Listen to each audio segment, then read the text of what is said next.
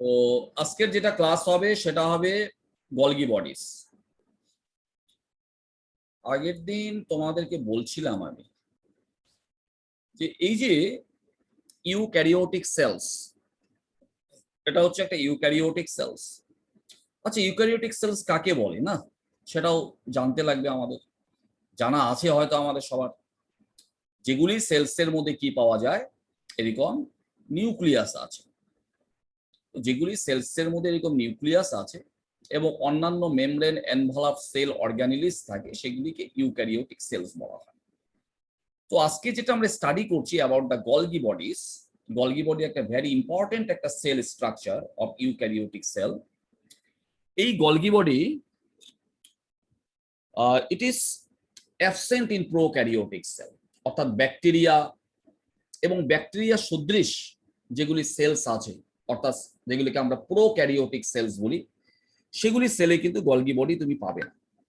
Eukaryotic সেলসের ভিতরে দু ধরনের সেলস, একটা হচ্ছে তোমার ব্লাডে থাকা আরবিসি, রেড ব্লাড সেলস, আর দু নাম্বার হচ্ছে স্পার্মস, অর্থাৎ যেটা শুক্রাণু, human sperm and human RBC red blood cells. এই দুটা সেলসের মধ্যে তুমি গলগি বডি স্ট্রাকচারটা পাবে, আর বাকি যত ইউক্যারিওটিক সেলস আছে সবগুলির মধ্যেই তুমি গলগি বডিস পাবে। এখানে গলগি বডিসটা কোথায়? এটা তো একটা ইউক্যারিওটিক সেলস, এটা নিউক্লিয়াস, এগুলি হচ্ছে তার মাইটোকন্ড্রিয়া। এগুলো যাহলে দেখছো এগুলো সব মাইটোকন্ড্রিয়া, অনেক মাইটোকন্ড্রিয়া আছে, ঠিক আছে। এটা হচ্ছে তার সেন্ট্রিওল, এগুলি সব লাইসোজমস যা দেখা যাচ্ছে, এগুলি এগুলি আমরা জানবো আজকের ক্লাসে। তো গলগি বডিস কোথায়? যদি আমরা ছবিটাকে বড় করি না,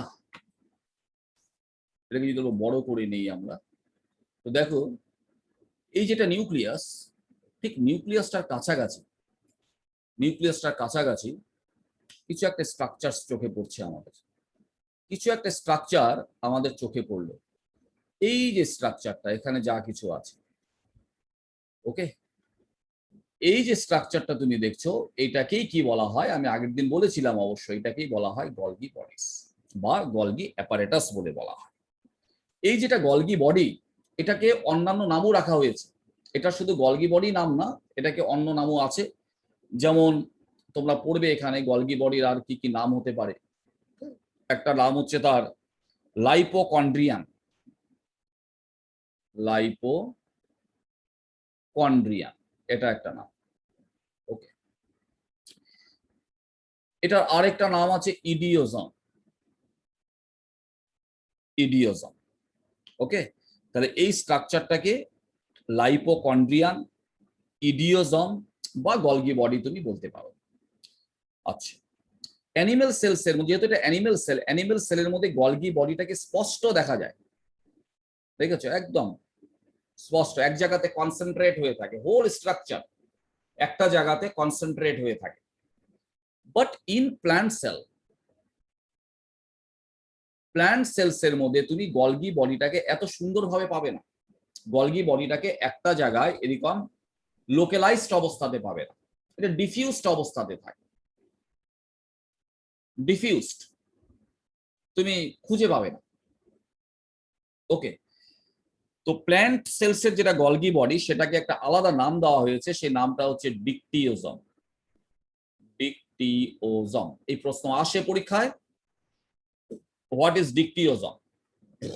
the answer is the diffused Golgi bodies of plant cell is known as the dictyosomes. But in animal cell, আমি বারবার বলছি কিন্তু অ্যানিমেল সেলের গলগি বডি যেটা, সেটা এক জায়গায় লোকালাইজড হয়ে থাকে, এক জায়গায় জমা হয়ে থাকে, সুন্দর দেখা যায়। এবং এই গলগি বডি আবিষ্কার কে করেছিল? কে প্রথম এই গলগি বডি আবিষ্কার করে? সেই বিজ্ঞানী জনের নাম হলো ক্যামিলো গলগি, ওকে। এই নামগুলি মনে রাখতে হবে। ডিসকভারার কে খোঁজ করেছে এটা ফার্স্ট, ক্যামিলো গলগি। যেমন নিউক্লিয়াসটার খোঁজ কে করেছে? Robert brown. নিউক্লিয়াসের ভিতরে থাকা যেটা নিউক্লিওলাস, সেটার খোঁজ কে করেছে? ফন্টানা। তো সেলের মধ্যে, সেলের ভিতরে বিভিন্ন ধরনের ফাংশনাল স্ট্রাকচারস আছে, গলগি বডি, মাইটোকন্ড্রিয়া, সেন্ট্রিওল, এগুলিকে বিভিন্ন বিজ্ঞানী আবিষ্কার করেছে, সেই বিজ্ঞানীগুলোর নাম তোমাদের মুখস্থ রাখতে হবে। তো ক্যামিলো গলগি, ইনি এই গলগি বডিটাকে তিনি কি করেন, খোঁজ করেন, আবিষ্কার করেন, খুঁজে বের করেন। ওকে, এবং কি ধরনের সেলস থেকে খুঁজে বের করেছিলেন? বার্ন ওল, এক ধরনের ফ্যাঁচা পাখি, যেটা ফ্যাঁচা আমরা বলি ওল।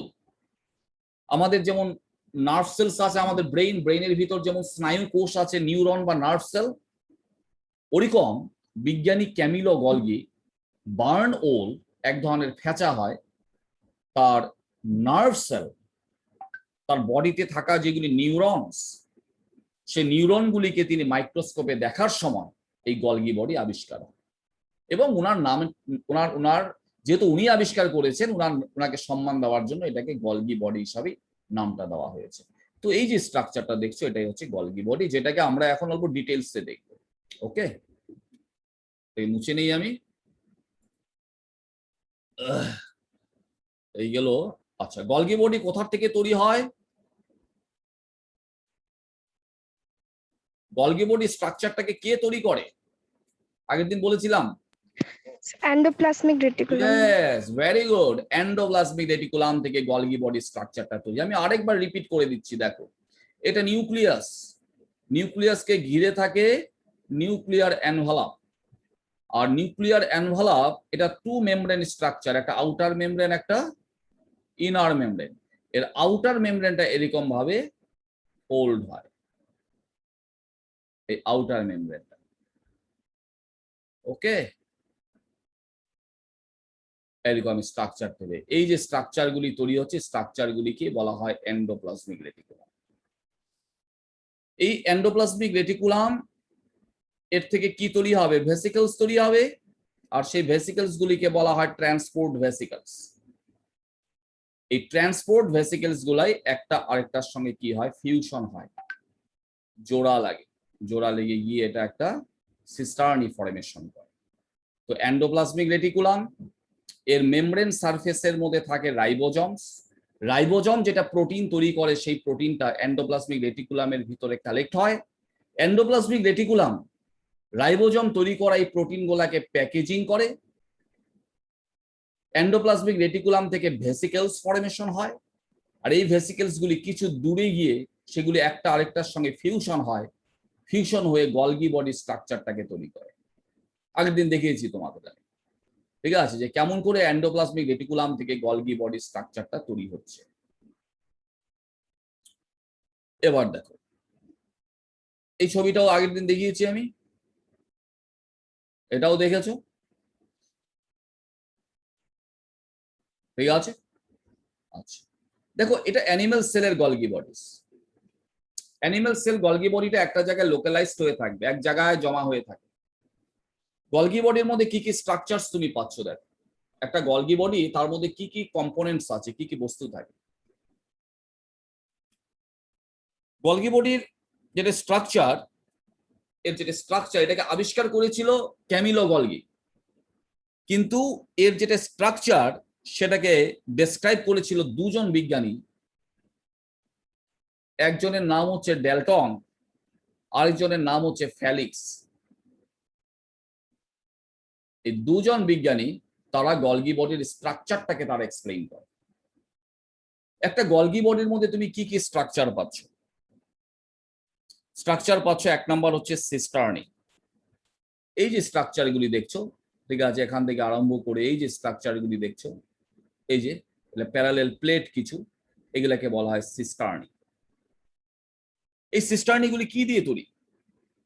এই সিস্টার্নিগুলি তৈরি হয়েছে by fusion of transport vesicles. এই যে দেখো, একটা, দুটা, তিনটা, এটা এটার সঙ্গে ফিউশন হয়ে যাচ্ছে, এটা এটার সঙ্গে ফিউশন হয়ে যাচ্ছে।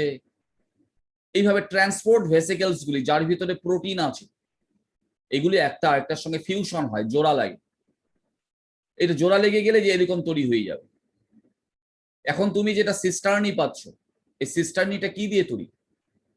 এরকম ট্রান্সপোর্ট ভেসিকলস দিয়ে তৈরি। এই যে স্ট্রাকচার দেখছো, এটাও দেখতে এরকম হয়ে যাবে। তো এখানে আছে এন্ডোপ্লাজমিক রেটিকুলাম।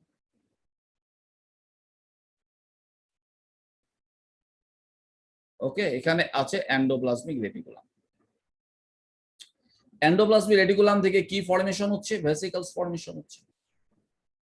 এন্ডোপ্লাজমিক রেটিকুলাম থেকে ভেসিকলস ফর্মেশন হয়, এটাকে ট্রান্সপোর্ট ভেসিকলস বলা হয়।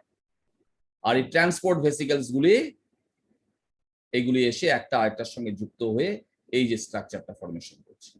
দেখো গলগি বডির যেগুলি সিস্টার্নি, এগুলি নতুন নতুন সিস্টার্নি। এটা একটা পুরানা, এটা তারপরে তৈরি হওয়া একটা সিস্টার্নি, এটা তারপরে তৈরি হওয়া আরেকটা সিস্টার্নি, আর এটা নতুন করে আবার তৈরি হচ্ছে। তো একদিক থেকে গলগি বডির কি হয়, একদিক থেকে নিউ সিস্টার্নি ফর্মেশন হতে থাকে, তৈরি হতে থাকে। আর যেগুলি ম্যাচিউরড সিস্টার্নি, যেগুলি আগে তৈরি হয়ে গেছিল, তার ভিতরে কি হয়, প্রোটিনগুলির কি হয়, প্রসেসিং হয়, তার ফিজিক্যাল স্ট্রাকচার চেঞ্জ হয়, তার কেমিক্যাল প্রসেসিং হয়। এবং এরকম ম্যাচিউরড সিস্টার্নিগুলি আবার দেখো, এগুলি এই যে ভেসিক্যাল ফর্মেশন করছে, এই যে টুকরা টুকরা হয়ে যাচ্ছে, টুকরা হয়ে যাবে এরকম। এই সাইডে তো ট্রান্সপোর্ট ভেসিকেল গুলি জোড়া লেগে গলগি বডি সিস্টার্নি ফর্মেশন হচ্ছে, কিন্তু এই সাইডে তুমি যেগুলি ভেসিকেলস দেখছো, এই যে ভেসিকেলস গুলি দেখছো, এই ভেসিকেলস গুলাকে বলা হয় secretory vesicle. These are called secretory vesicles. এই secretory vesicles গুলি কিভাবে তৈরি হয়েছে? By fragmentation of the matured cisternae.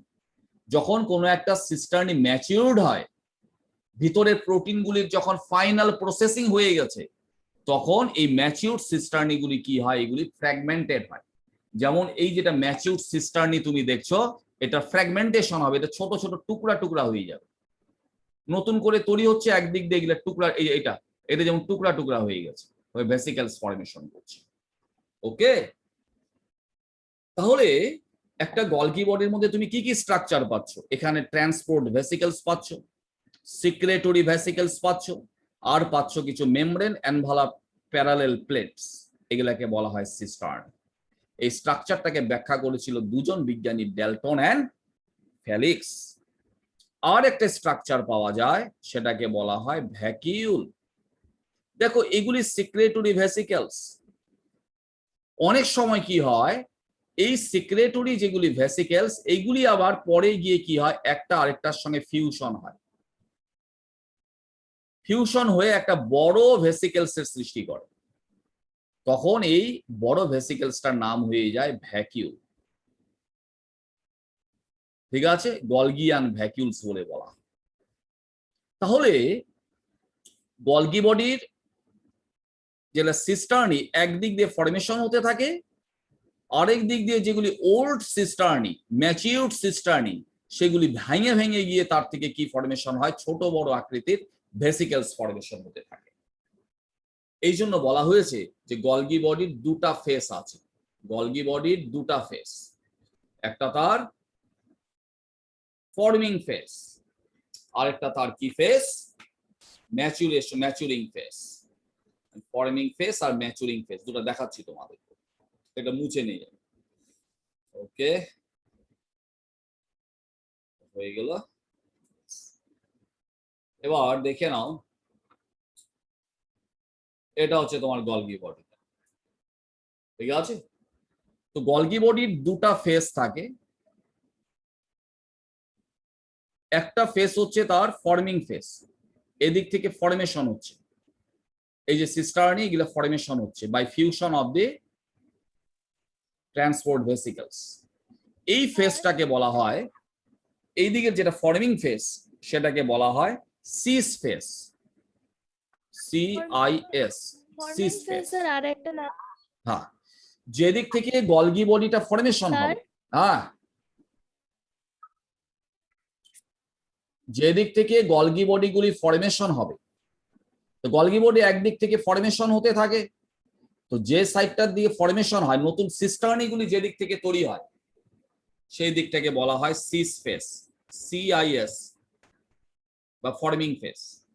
এই দিকটা অল্প কনভেক্স হয়, উত্তল, কনভেক্স শেপ। আর যে দিক থেকে ম্যাচিউরড সিস্টার্নিগুলি থেকে ভেসিকেলস ফর্মেশন হচ্ছে, একদিক থেকে নিউ সিস্টার্নি ফর্মেশন হয়, আরেক দিক থেকে যেগুলি ম্যাচিউরড সিস্টার্নি সেগুলি ছোট ছোট টুকরা হয়ে গিয়ে কিসে পরিণত হয়, সিক্রেটরি ভেসিকেলে পরিণত হয়।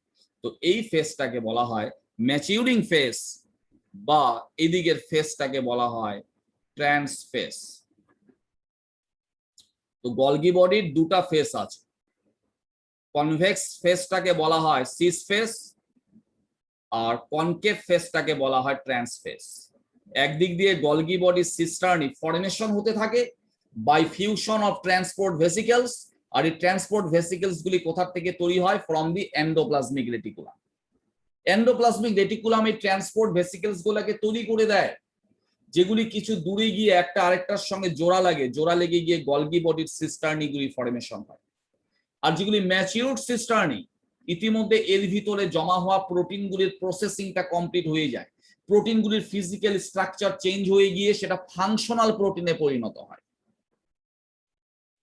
এরপরে এই ম্যাচিউরড সিস্টার্নিগুলি কি হয়, এগুলি থাকবে না, একদিক দিয়ে নিউ সিস্টার্নি ডেভেলপড হচ্ছে, আরেক দিক দিয়ে যেগুলি ওল্ড এবং ম্যাচিউরড সিস্টার্নি সেগুলি ভেঙে ভেঙে এরকম কি তৈরি হয়, এরকম তোমার সিক্রেটরি ভেসিকেলস ফর্মেশন হয়। তো এই দিকের ফেজটাকে বলা হবে ট্রান্স ফেজ, আর এই দিকের ফেজটাকে বলা হবে সিস ফেজ। এই স্ট্রাকচারটাকে ডেসক্রাইব করেছিল কোন বিজ্ঞানী, ডেলটন এন্ড ফেলিক্স। এবার এটাও আমি বলেছি তোমাদের যে গলগি বডির দুটা ফর্মে তুমি পাবে। এই যে গলগি বডির যে ফর্মটা তুমি দেখছো, এখানে দেখছো গলগি বডির সব স্ট্রাকচারগুলি এক জায়গায় জমা হয়ে আছে, এটা কিন্তু অ্যানিমেল সেলের ক্ষেত্রে। প্ল্যান্ট সেলে তুমি এরকম পাবে না, প্ল্যান্ট সেলের ক্ষেত্রে গলগি বডিটা ডিফিউজড অবস্থাতে থাকে। সিস্টার্নি, এখানে যেমন অনেকগুলি সিস্টার্নি, দেখো অনেকগুলি সিস্টার্নি, যেগুলি সিস্টার্নি তৈরি হচ্ছে এক জায়গায় জমা হয়ে আছে, প্ল্যান্ট সেলের সিস্টার্নি ফর্মেশন হয়ে আলাদা হয়ে যায়, ডিফিউজড, স্ক্যাটার্ড হয়ে যায়।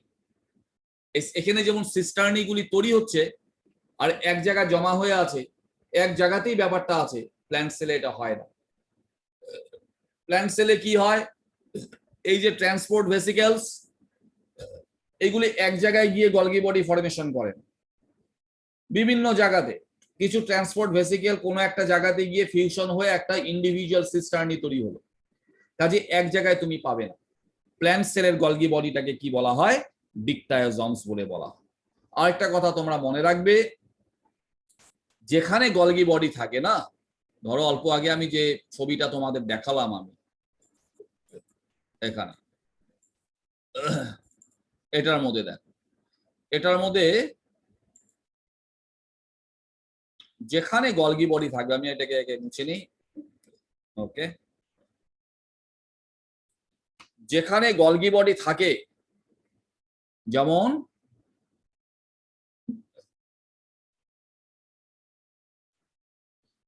এই জায়গাটায় গলগি বডি আছে, এটা গলগি বডি।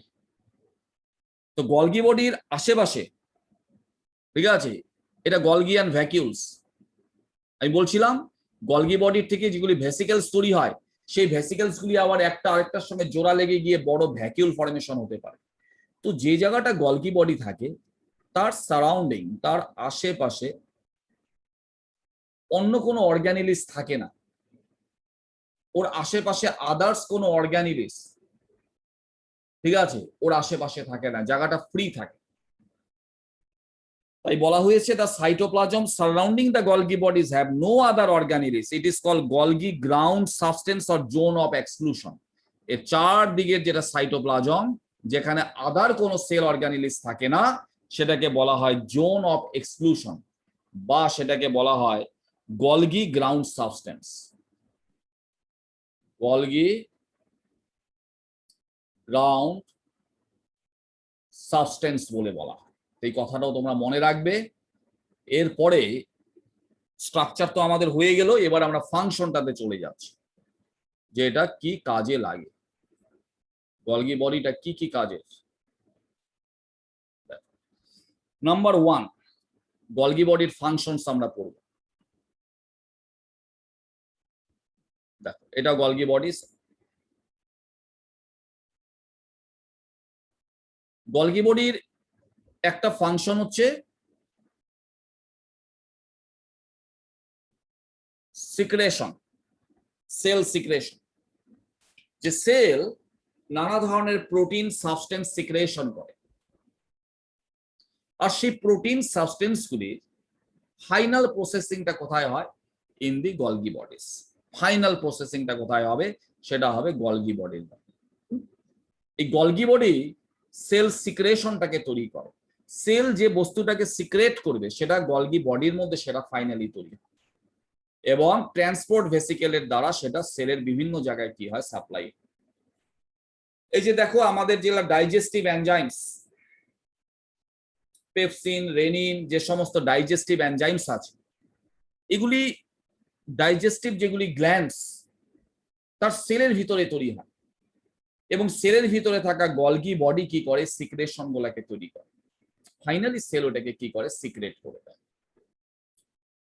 2 নম্বর ফাংশন হচ্ছে ম্যাটেরিয়ালস আর chemically modified by Golgi bodies, for example glycosylation of protein and lipid into glycoproteins and glycolipid. আমি আগেও বলেছি যে এই গলগি বডির ভিতরে প্রোটিন আর লিপিড, এগুলির কেমিক্যাল মডিফিকেশনস হয়। রাইবোজোম যেটা প্রোটিন তৈরি করে দেয়, সেল যেটা লিপিড তৈরি করে, ফাইনালি সেটাকে কেমিক্যালি মডিফাই করে কে? Golgi body. যেমন রাইবোজোম যেটা প্রোটিন তৈরি করে দিচ্ছে সেটা গলগি বডিতে স্টোর হচ্ছে। গলগি বডি প্রয়োজনে কি করে? প্রোটিনের সঙ্গে কার্বোহাইড্রেট অ্যাড করতে পারে, তখন তৈরি হয়ে যাবে তোমার গ্লাইকোপ্রোটিন। অ্যাকচুয়ালি গ্লাইকোপ্রোটিন এমন কিছু সেল সিক্রেশন বা সেল প্রোডাক্ট যার মধ্যে প্রোটিনও আছে, কার্বোহাইড্রেটও আছে। তো এখানে এই প্রোটিনের যেটা কেমিক্যাল মডিফিকেশন, এর সঙ্গে যেটা কার্বোহাইড্রেট অ্যাড করা, আদার সাবস্টেন্স প্রোটিনের সঙ্গে অ্যাড করা, প্রোটিনের ফিজিক্যাল স্ট্রাকচারটাকে চেঞ্জ করা, এগুলি সব গলগি বডি করে। ঠিক তেমনি লিপিড, সেল যেটা লিপিড তৈরি করেছে সেটাকে কেমিক্যাল মডিফিকেশন গলগি বডির মধ্যে হয়। গলগি বডি কি করবে? এখানে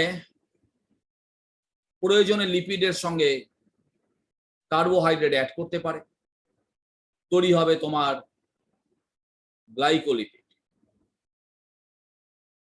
ঠিক আছে, এরকম বিভিন্ন প্রোটিন লিপিডের যেটা কেমিক্যাল মডিফিকেশন, এই কাজটা কোথায় হয়? গলগি বডিজ এর মধ্যে হয়। গলগি বডি সেটাকে কেমিক্যালি মডিফাইড করে। ঠিক আছে, এবার গলগি বডির আরো কি ফাংশন? ডিউরিং স্পারমেটোজেনেসিস, দেখো এই যে স্পার্ম তৈরি হচ্ছে, এটা হচ্ছে স্পার্ম হেড। ঠিক আছে, হিউম্যান স্পার্ম। আগে তুমি দেখে নাও, তারপর আমি রিয়েল স্পার্ম দেখাচ্ছি। আগে এটা বুঝে নাও। যেটা হিউম্যান স্পার্ম আমরা দেখছি, জাস্ট ডায়াগ্রাম এটা দেখছি, নট দ্য রিয়েল স্পার্ম। স্পার্মের এটা হচ্ছে হেড পার্ট। ঠিক আছে, শুক্রাণুর এটা হচ্ছে তার হেড পোর্শন, মাথাটা, স্পার্মের মাথাটা। এই মাথায় কি থাকে? স্পার্ম তার মাথার মধ্যে কি রাখে? Sperm head carry two structure. এর ভিতর একটা স্ট্রাকচার হচ্ছে নিউক্লিয়াস, এটা নিউক্লিয়াস। আর একদম মাথায় এই যেটা ব্লু কালার দিয়ে স্ট্রাকচারটা দেখানো হচ্ছে, এই স্ট্রাকচারটার নাম হলো অ্যাক্রোজম। ওকে, এই স্ট্রাকচারটার নাম হলো, অর্থাৎ ব্লু কালার দিয়ে যে স্ট্রাকচারটা আমি দেখাচ্ছি, এই স্ট্রাকচারটার নাম হচ্ছে অ্যাক্রোজম। তোমার স্পার্ম যেটা আছে, স্পার্মের ভিতর কোনো গলগি বডিস তুমি পাবা না, কারণ স্পার্মটা তৈরি হওয়ার সময় ওর গলগি বডিটা নষ্ট হয়ে যায়। গলগি বডি নষ্ট হওয়ার আগে গলগি বডির থেকে যেগুলি ভেসিকেলস তৈরি হয়, সেগুলি একটা আরেকটার সঙ্গে ফিউশন হয়ে জোড়া লেগে এই একটা বড় একটা স্ট্রাকচার তৈরি হয়েছে, একটা ভ্যাকিউল তৈরি হয়েছে। ঠিক আছে, এটাকে বলা হয় অ্যাক্রোজম। এই অ্যাক্রোজমটা তৈরি হয় by fusion of Golgi and vacuoles.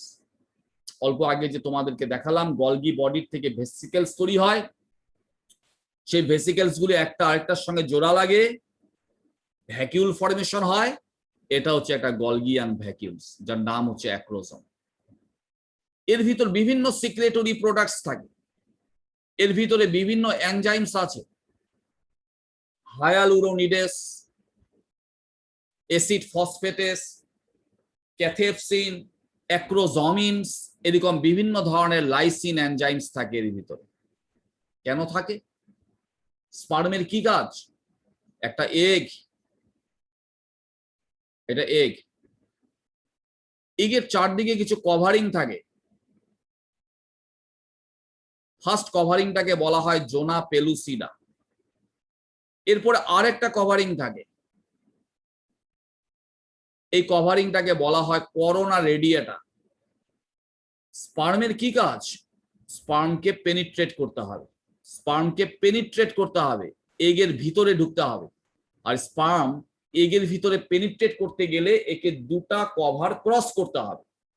প্রথম যেটা বেরিয়ার সেটা হচ্ছে করোনা রেডিয়েটা, এই কভারটাকে ক্রস করতে হবে। সেকেন্ড একটা বেরিয়ার আছে কল দি জোনা পেলুসিডা, এটাকেও ক্রস করতে হবে। স্পার্ম কি করে ক্রস করবে? স্পার্ম যখনই এগ সারফেস, একটা স্পার্ম এসে যখনই এগের কন্ট্যাক্টে আসে, স্পার্ম যখনই একটা এগের কন্ট্যাক্টে আসে, তখন স্পার্মের হেডে থাকা এই যেটা অ্যাক্রোজম, যেটা অ্যাকচুয়ালি একটা গলগি ভ্যাকিউলস, এটা বার্স্ট হয়ে যায়, এটা ফাইটে যায়। ওকে, এটা যদি ফেটে যায় তাহলে এর ভিতরে যেগুলি এনজাইমস আছে সেই এনজাইমগুলি বের হয়। আর সেই এনজাইমগুলি কি করে? সেই সমস্ত এনজাইমস এই মেমব্রেন গুলাকে ডিজলভ করে দেয়। ঠিক আছে, মেমব্রেনটাকে কি করবে? ডিজলভ করে দিবে। করোনা রেডিয়েটার ডিজলভ হয়ে যাবে, জোনা পেলুসিডা ডিজলভ হয়ে যাবে, যার ফলে স্পার্মটা কি হয়? ভিতরে পেনিট্রেট করতে পারে। তো স্পার্ম এর ভিতর তুমি গলগি বডিস পাবে না, কারণ স্পার্মটা বিকাশ হওয়ার সময়, ঠিক আছে, during its maturation process it loses its Golgi bodies. কিন্তু গলগি বডির কিছু পার্ট রয়ে যায়, গলগি বডির থেকে যেটা ভ্যাকিউল তৈরি হয় সেটাই স্পার্ম হেডটাকে ফর্মেশন করে। এটা হচ্ছে অ্যাক্রোজম। আমি দেখাচ্ছি অল্প পরে, ছবি দেখো, এই পার্টটা আমি দেখাচ্ছি তোমাদের।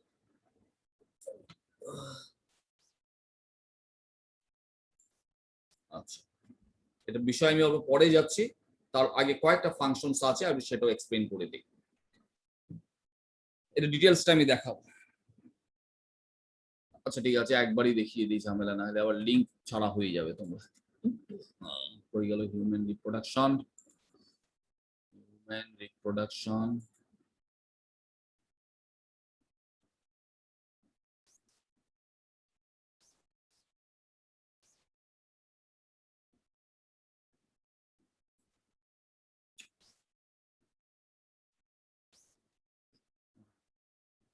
দেখ, এই যে এইগুলো হচ্ছে সব হিউম্যান স্পার্ম, আর এই বড় বস্তুটা যে দেখছো এটা এগ।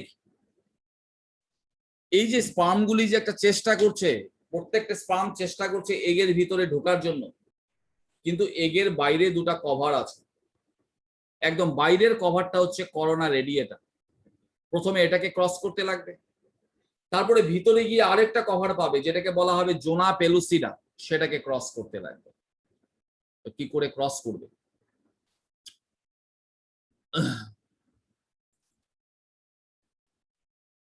এটা আমি বলছি, যখনই স্পার্মের হেডটা এগের কন্ট্যাক্টে আসে তখন এর অ্যাক্রোজম মাথাটা ফেটে যায়, ফেটে গেলে ওর থেকে যেগুলি এনজাইম রিলিজ হয় সেটাই কি করে? এই এগের বাইরে যেগুলি আবরণ আছে কল দি এগ মেমব্রেন, সেগুলিকে ডিজলভ করে দেয়, ডিজলভ করে দিচ্ছে যাতে স্পার্মটা ভিতরে ঢুকতে পারে। সেকেন্ড ইয়ারে এগুলি ডিটেলস পাবে তোমরা, ঠিক আছে, সেকেন্ড ইয়ারে এইগুলি আরো ডিটেলস পাবে। এই ছবিটা দেখো, এই যে দেখো, এই যে স্পার্ম যেই মাত্র এগের কন্ট্যাক্টে চলে আসলো ওর মাথাটা ফেটে যায়।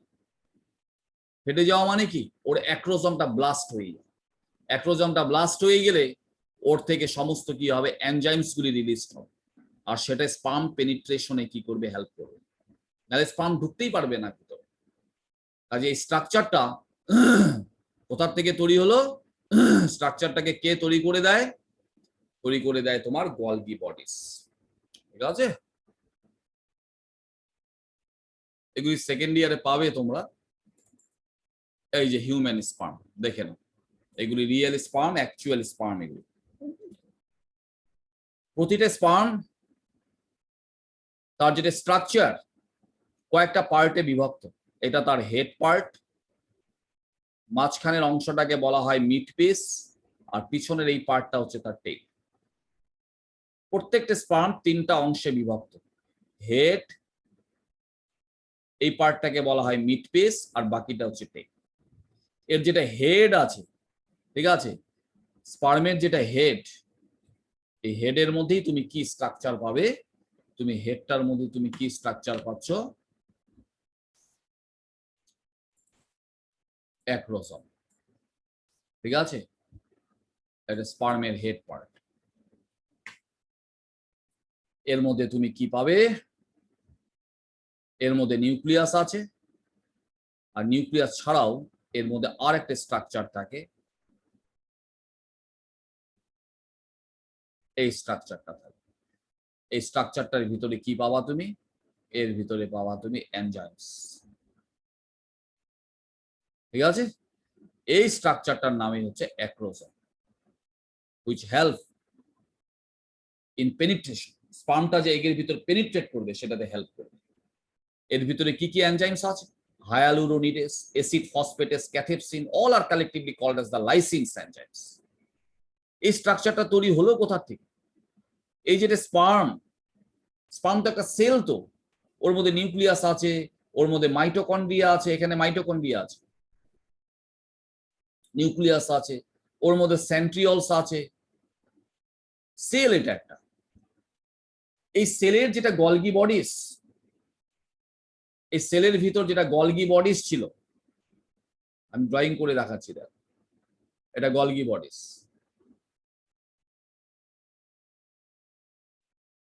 ওকে, এই গলগি বডি থেকে কি ফর্মেশন হয়েছে? ভেসিকলস। এই ভেসিকলস গুলি পরে একটা আরেকটার সঙ্গে জোড়া লাগে, জোড়া লেগে গিয়ে একটা বড় ভ্যাকুল ফর্মেশন। এই ভ্যাকুলটাই হচ্ছে এই যে অ্যাক্রোসোম। এটা ভ্যাকুলটা ফর্মেশন হয়ে যাওয়ার পরে গলগি বডিটা নাই হয়ে যাবে, নষ্ট হয়ে যাবে, সব গলগি বডিটা নষ্ট হয়ে যাবে, থাকবে না। শুধু তুমি কি পাবা? এই ভেসিকলটাই পাবে, যেটার নাম হচ্ছে অ্যাক্রোসোম, যেটা ভিতরে সেই সমস্ত লাইসিনস এনজাইম আছে যেগুলি স্পার্মের দরকার আছে এগের ভিতরে পেনিট্রেট করার জন্য। ওকে, এটা একটা দেখালাম আমি। আরেকটা গলগি বডির আরেকটা ফাংশনস হচ্ছে, সেটা দেখে নাও, মুছে দিই আগে। গলগি বডির আরেকটা ফাংশনস হলো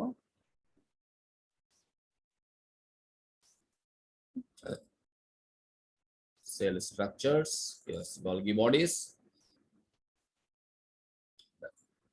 এই যে গলগি বডি, গলগি বডির থেকে খেয়াল রাখবে, গলগি বডির থেকে যেগুলি সিক্রেটরি ভেসিকলস তৈরি হচ্ছে না, এটাও তৈরি হবে একটা এরকম সিক্রেটরি ভেসিকলস তৈরি হচ্ছে। গলগি বডি যেগুলি সিক্রেটরি ভেসিকলস তৈরি করে তার ভিতর বিভিন্ন সিক্রেশনস থাকে। গলগি বডির থেকে যেগুলি সিক্রেটরি ভেসিকলস তৈরি হয় তার ভিতর বিভিন্ন সিক্রেটরি সাবস্টেন্স থাকে। এমনই কিছু সিক্রেটরি ভেসিকলস আছে যেগুলি গলগি বডি তৈরি করে, যার ভিতরে সিক্রেশন হিসাবে কি পাওয়া যায় জানো? ডাইজেস্টিভ এনজাইমস পাওয়া যায়। গলগি বডির থেকে এমন কিছু সিক্রেটরি ভেসিকলস তৈরি হয় যার ভিতরে সিক্রেশন হিসাবে কি পাওয়া যায়? বিভিন্ন ধরনের ডাইজেস্টিভ এনজাইমস আছে, আর ভিতরটা হবে অ্যাসিডিক হয়। এই ধরনের যেগুলি সিক্রেটরি ভেসিকলস, যেগুলি গলগি বডি ম্যানুফ্যাকচার করে, তৈরি করে, যার ভিতরে কন্টেন্ট হিসাবে কি পাওয়া যায়? ডাইজেস্টিভ এনজাইম, ভিতরটা হবে অ্যাসিডিক হবে। এই ধরনের সিক্রেটরি ভেসিকলস গুলিকে স্পেশালি কি বলা হয়? লাইসোজোম বলে বলা হয়। ওর ভিতর ডাইজেস্টিভ এনজাইমস আছে। আজকে গলগি বডি শেষ হয়ে যাবে, নেক্সট ক্লাসে আমরা পড়বো লাইসোজম সম্পর্কে, যেটা গলগি বডি তৈরি করছে। এই লাইসোজমস এগুলি কি কাজে লাগে তার একটা এক্সাম্পলস আমি তোমাদেরকে দেখাচ্ছি, তাহলে ক্লিয়ার হয়ে যাবে তোমাদের যে লাইসোজমস গুলি অ্যাকচুয়ালি কি কাজে দরকার হয়। ওকে, একটা এক্সাম্পল নিচ্ছি আমি।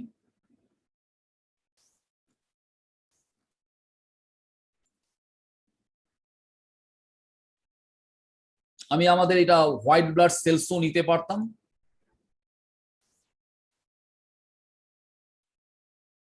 মাঝখানে একটা 10 মিনিট ব্রেক নিব আমরা, ক্লাসটা রেকর্ড হচ্ছে, ওটা কনভার্সনাল বা সময় নেয়। দেখ না, what is the functions of that lysosomes. লাইসোজমের ফাংশনটা কি? এটা কি? এটা হচ্ছে অ্যামিবা। দিস আর অ্যামিবা, AMOEB। Okay, amoeba. এবার এই অ্যামিবা কি করছে? কিছু একটা খাচ্ছে, কিছু একটা খাচ্ছে by forming the pseudopodia. Amoeba এইভাবে খায়। আচ্ছা, অ্যামিবা যখন কোনো বস্তুকেও গিলে খায়, খাওয়ার পরে ভিতরে একটা ভ্যাকিউল ফর্মেশন হয়, ফুড ভ্যাকিউল। এই খাওয়াটা গিলবে না, খাওয়াটা যখন গিলে নেয় ভিতরে একটা ভ্যাকিউল ফর্মেশন হবে, যার ভিতরে খাওয়াটা জমা হবে, বলা হবে ফুড ভ্যাকিউল, যার ভিতরে ফুড আছে। এইবার এই ফুড ভ্যাকিউলের ভিতর